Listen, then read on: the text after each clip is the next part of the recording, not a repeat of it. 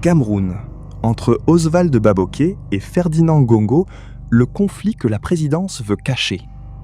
Longtemps au-dessus de la mêlée, Oswald Baboké se retrouve au cœur d'un affrontement avec le tout-puissant secrétaire général de la présidence, Ferdinand Gongo. Faux décrets, trafic d'or, course à la vice-présidence, récit d'une guerre qui embrase le palais.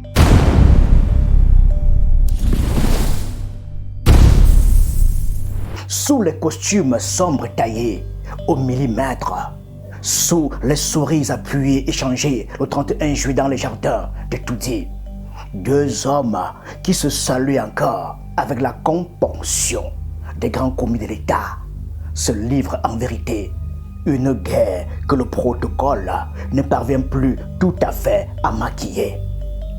D'un côté, Ferdinand Gongo, secrétaire général de la présidence de la République depuis 2011, ministre d'État, considéré depuis des années comme le véritable numéro 2 du régime, l'homme qui tient les clés du palais quand le maître des lieux n'y est plus.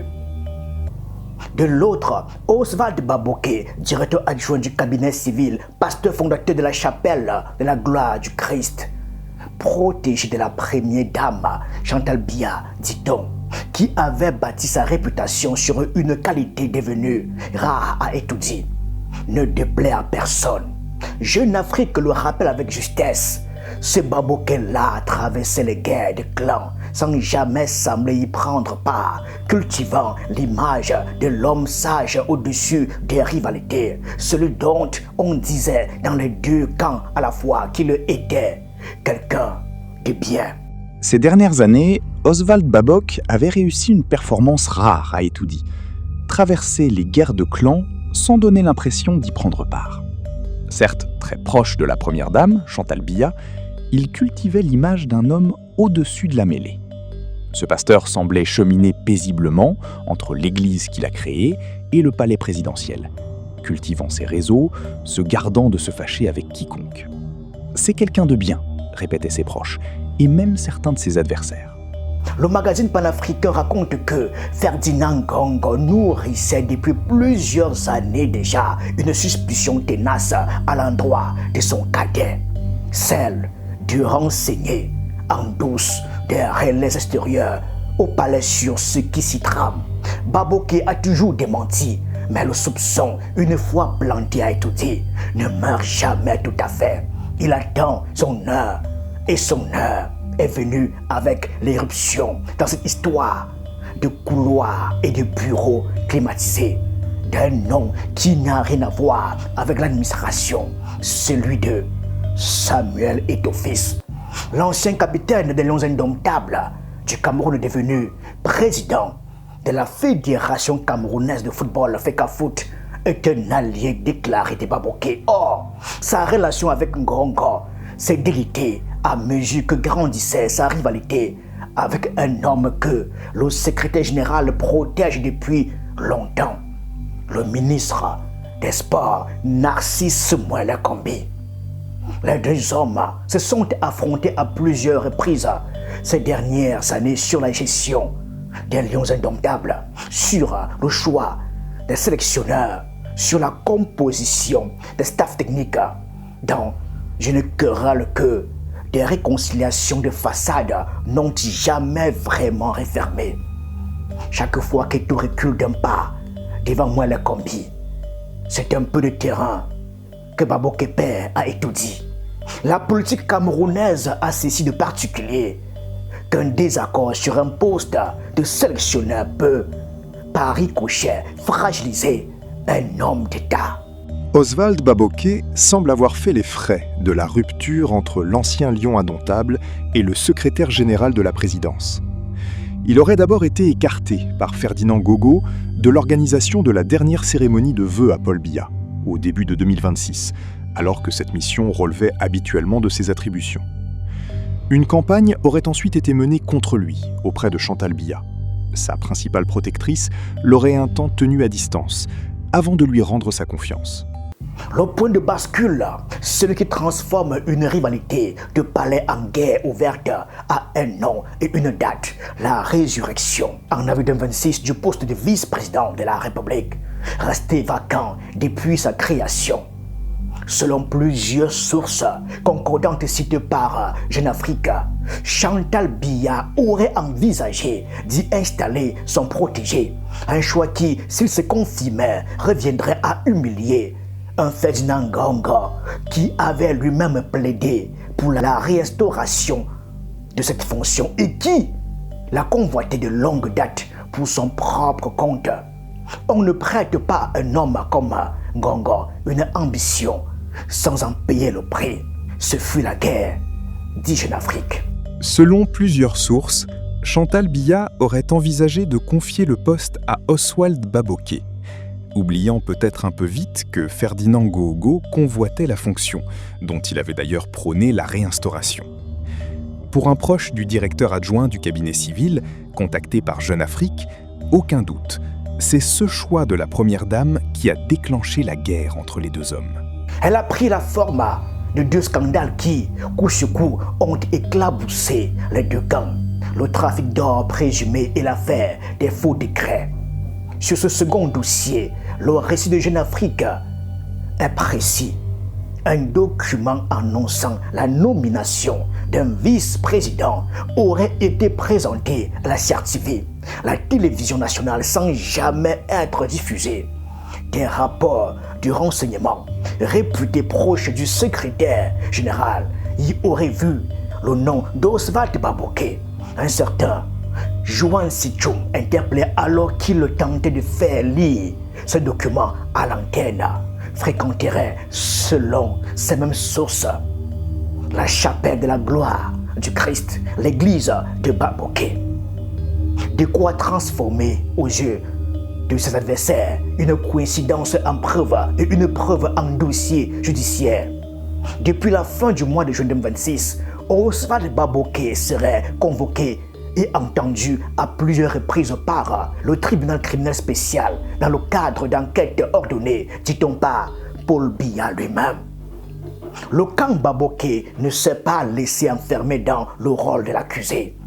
Il rétorque, toujours selon Jeune Afrique, que ce faux décret serait un montage orchestré par un Ngongo déterminé à l'écarter définitivement de la course et relayé par un réseau de communicants et des médias acquis à sa cause. Il va plus loin sur le dossier de l'or. Si trafic il y a, les vrais responsables seraient à chercher du côté des points de sortie du territoire, les ports, les aéroports, c'est-à-dire du côté du bataillon d'intervention rapide que supervise précisément le secrétariat général de la présidence et de certains hommes d'affaires, notamment israéliens, que l'on dit proches de Ferdinand Ngongo. Deux dossiers, deux versions, deux camps qui s'accusent mutuellement d'avoir fabriqué les preuves qu'ils brandissent contre l'autre. Accusation contre accusation. Les enquêteurs du secrétariat d'État à la Défense, dont le patron, Galax Yves Landry Toga, est un proche de Ngongo, et de la direction de la sécurité présidentielle, chargée par Paul Biya de faire la lumière sur les affaires de l'or camerounais et des faux décrets, naviguent en eau très trouble. Si la consigne passée à la fin de juillet depuis Genève a pour le moment fonctionné, posant un couvercle sur la marmite d'Etoudi, celle-ci n'en menace pas moins à tout moment de déborder de nouveau.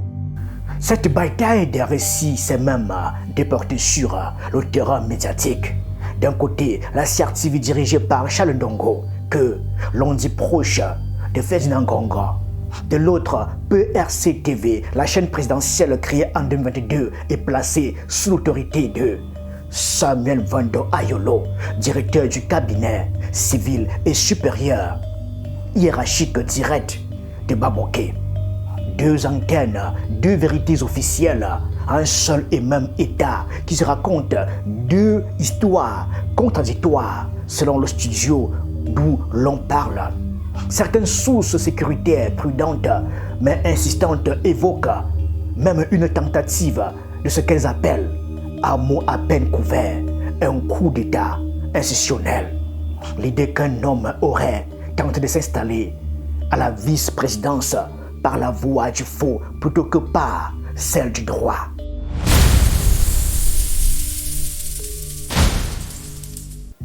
Un autre fil plus sombre encore court sous ce tableau.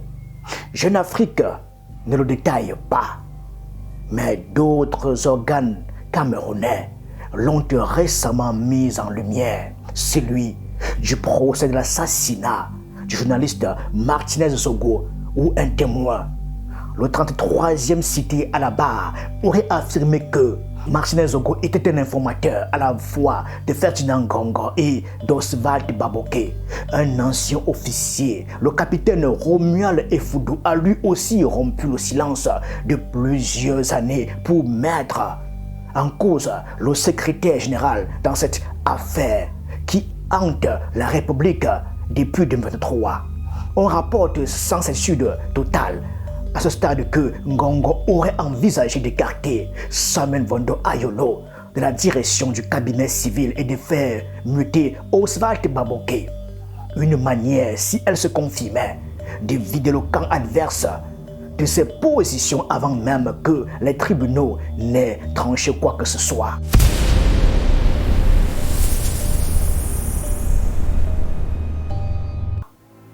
Et pendant que ces deux hommes se disputent par voie de presse et de tribunaux interposés, l'héritage d'un pouvoir qui n'a pas encore de nom, le principal concerné, lui, demeure à des milliers de kilomètres de son palais. Paul Biya, parti le 7 juin pour ce que la présidence avait qualifié de court séjour privé en Europe, n'est toujours pas rentré. Deux camps du souverain, disait le juriste médiévaliste Ems Kantorowicz. Un corps naturel mortel sujet à la fatigue et à la maladie. Un corps politique immortel qui continue de gouverner même quand l'opprimé s'absente. À Genève, le corps naturel se repose à étudier, le corps politique lui se déchire. Et personne dans cette configuration ne sait plus très bien au nom de qui l'on complote. Jeune Afrique le note avec une économie de mots qui en dit long. Une consigne serait venue de Genève à la fin du mois de juillet pour imposer aux deux rivaux une trêve de façade. La photographie du 31 juillet en serait le résultat. Une mise en scène, disent les sources internes au palais, un ordre auquel Ngongo et Baboké se seraient pliés de mauvaise grâce. Jeune Afrique observe que cette consigne a pour l'instant tenu, qu'elle a posé un couvercle sur une marmite qui continue de bouillir en silence. Mais un couvercle n'éteint jamais un feu. Elle en retarde seulement l'explosion. Reste une question que ni les enquêteurs du secrétariat d'État à la défense, dont le patron passe pour proche de Ngongo, ni ceux de la direction de la sécurité présidentielle ne semblent pressés de trancher, celle de savoir qui de ces deux hommes survivra politiquement à l'autre.